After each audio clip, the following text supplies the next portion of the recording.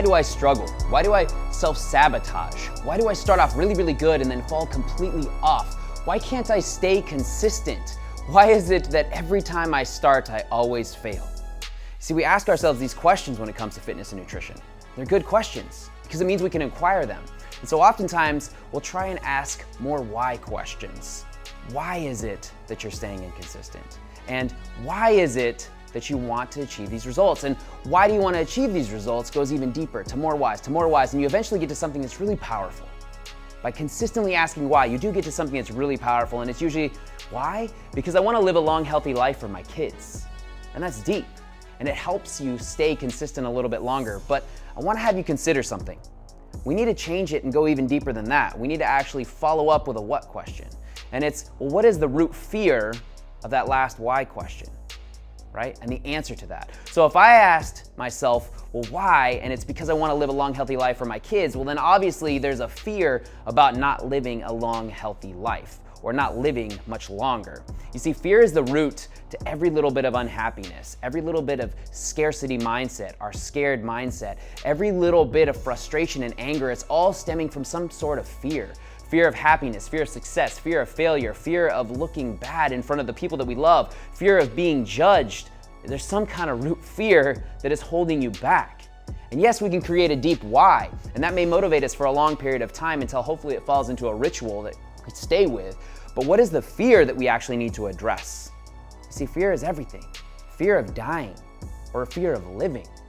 And so how do we even address that? We have to surrender to it. We have to completely surrender to it. And I'm not saying you surrender and just be like, well, I'm gonna die.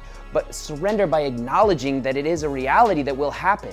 Because by acknowledging it and by surrendering to it, we're taking the power away that it had over us, and we're reclaiming that power back. Yes, your time on this earth will be limited. And so therefore, I do want to live as healthy as I possibly can be so that I can lead for the next generation to the best of my abilities. Right? So we're able to surrender everything that fear had over us by acknowledging it and almost embracing it with a full hug and just realizing that it is what it is. So that brings us to the next phase, which is just to love. Just to love the fact that it is what it is, that life is this gift that is short, that life is something that will not be forever, that we have all of this power within us to do the best to our abilities with every single day. You see, we begin to love the fear. That's the only way we can transcend the fear. And when we start to love the fear, we start to love ourselves. And when we love ourselves, everything that we are is enough. When everything is enough, then we start to truly be able to change. Then we start to truly be able to stay consistent, no longer self-sabotage. Because we're no longer self-sabotaging. We're just going along with our journey of loving who we are in that moment and living to the best of our abilities. So I encourage you, stop fighting out of fear. Stop fighting the battle to get a little bit healthier out of fear, because every battle fought in fear is lost.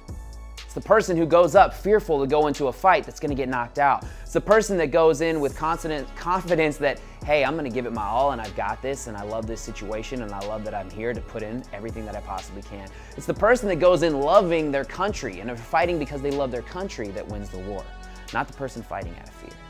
So where do you just need to love yourself and love the journey in order to get a little bit better every single day? Coach Joseph, Copper Moose Fitness, peace be the journey. I'm out.